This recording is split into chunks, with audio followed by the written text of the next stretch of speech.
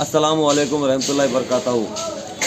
आज के हालात पर मद्देनज़र रखते हुए इस वीडियो को मैं बना रहा हूँ।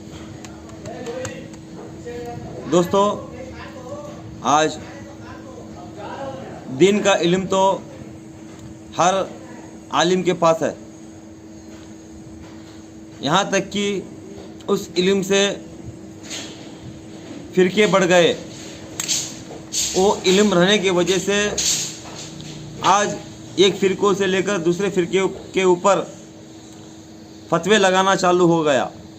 तो ठीक है, मैं इस टॉपिक पे बाद में आता हूँ, मगर हमारे आलिमों के पास दीन का इल्म तो बहुत है, मगर दुनिया का इल्म नहीं है। दुनिया का इल्म माने जो हम इस देश में रहते हैं उस देश का इल्म मैं बोल रहा हूँ। तो मैं घुमा फिरा के आप लोगों को बात नहीं करता, मैं हमारे देश के संविधान के बारे में मैं आप लोगों को बोलना चाह रहा हूँ। दोस्तों, आज देखिए, बाबरी मस्जिद पर हमला हुआ, हमारे आलिम खामोश, और हिजाब पर हमला हुआ, फिर भी हमारे आलिम खामोश रहे। 3 तलाक का मसला हुआ, इसमें भी हमारे आलिम खामोश रहे। तो अगर किसी ने पूछ लिया, आज कुछ लोग ये पूछ रहे हैं कि मुसलमानों पर इतना अत्याचार हो रहा है, फिर भी ये मुसलमान क्यों खामोश है, तो इसकी वजह क्या है? और इनका जवाब ये आता है कि हम बहुत सब्र वाले हैं, इसलिए हम सब्र कर रहे हैं। ये जवाब आता है। तो मेरे हिसाब से ये सरासर ये झूठ है। देश का संविधान, इस संविधान की इन लोगों के पास जानकारी नहीं है। इसलिए मैं चाहता हूं कि हमारे आलिमों को जिस तरीके से दीन हासिल किया है उसी तरीके से इस संविधान को भी पढ़ना ज़रूरी है, क्योंकि आज के हालात पर ये बहुत ज़रूरी है, बहुत ज़रूरी है। क्योंकि आज हमारे आलिम इस संविधान को पढ़ लेंगे तो आगे भी है ना लोगों तक भी पहुंचा सकते हैं, और इसके अंदर हमारे राइट्स क्या है इसके बारे में पता चलता है। इस संविधान ने हम लोगों को क्या क्या अधिकार दिए हैं, हम कैसे इस्तेमाल कर सकते हैं, इसके बारे में भी हम लोगों को मालूम पड़ता है। तो इसलिए मैं चाहता हूँ कि जितने भी आज हमारे आलिम हैं इसको पढ़ने की कोशिश कीजिए, इसको जानने की कोशिश कीजिए। ये जो देश का संविधान है, इसलिए आप लोगों से मैं गुजारिश कर रहा हूँ, आलिमों से खासकर, इसको संविधान को पढ़िए। अगर हमारे देश के अंदर पहले भी अगर कोई क्रांति आई है तो आलिमों के ज़रिए से ही आई है, क्योंकि आज उसके बारे में बात ही नहीं कर सकते, बात भी नहीं कर सकते। आज हमारे आलिम, मतलब मैं एक मस्जिद की इमाम की बात कर रहा हूँ। आप जुमा देखिए, हर मस्जिदों में अंबिया कराम के ऊपर, औलिया कराम के ऊपर, सहाबा कराम के ऊपर, इन सभी पर बयान चलता है। ये सही बात है।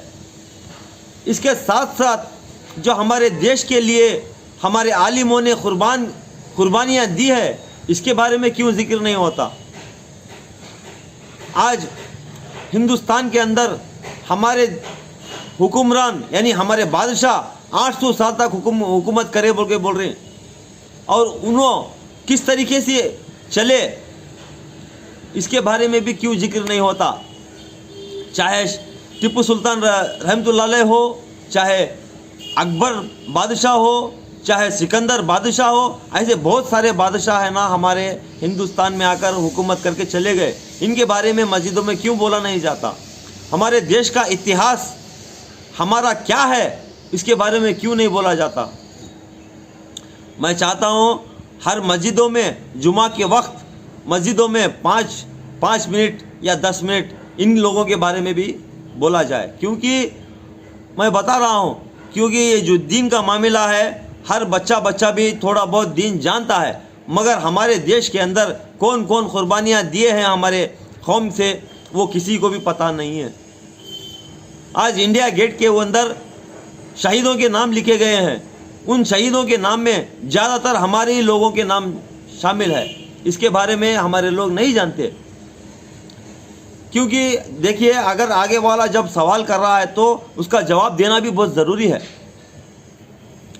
जब उसके पास जवाब ही नहीं रहा बोल के बोले तो उन्हें क्या जवाब दे सकेंगे बोलो। आज टीवी डिबेटों के अंदर हमारे दीन का मजाक उड़ाया जा रहा है, हमारे दीन का मजाक उड़ाया जा रहा है। क्यों? अब हम लोग खामोश क्यों हैं? इसके बारे में हमें जानकारी नहीं है, इसलिए हमारे को मजाक उड़ाया जा रहा है। तो इसलिए मैं क्या चाहता हूँ, हमको दीन के साथ साथ दुनिया का इल्म भी सीखना बहुत ज़रूरी है, और औरों तक भी पहुँचाना बहुत ज़रूरी है, और दूसरों को सिखाना भी बहुत ज़रूरी है। जिस तरीके से दीन इस्लाम कूट कूट कर हमारे इमामों ने हमारे दिलों के अंदर भरा गया, इसी तरह हमारे देश के अंदर जो जो कुर्बानियाँ दी गई हैं, इन लोगों के बारे में बयान कर कर इनको भी हमारे जहनों में बिठाना बहुत ज़रूरी है।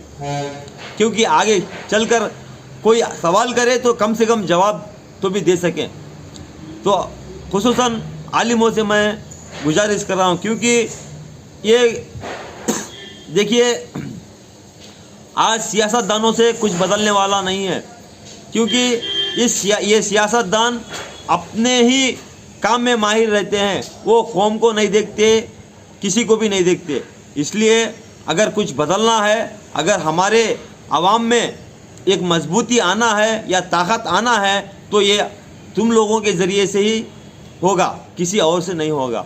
इसलिए मैं आलिमों से, तमाम लोगों से मैं गुजारिश कर रहा हूँ, आलिमों से, कि आप लोग इसकी तय तक जाइए। हमारे देश का संविधान हम लोगों को क्या हक दिया है, कौन से आर्टिकल के अंदर क्या है, ये आप पढ़िए। आप पढ़ने के बाद में से जानिए, जानकर आगे तक पहुंचाइए बोल के मैं आप लोगों को दावत दे रहा हूं। अस्सलामु अलैकुम।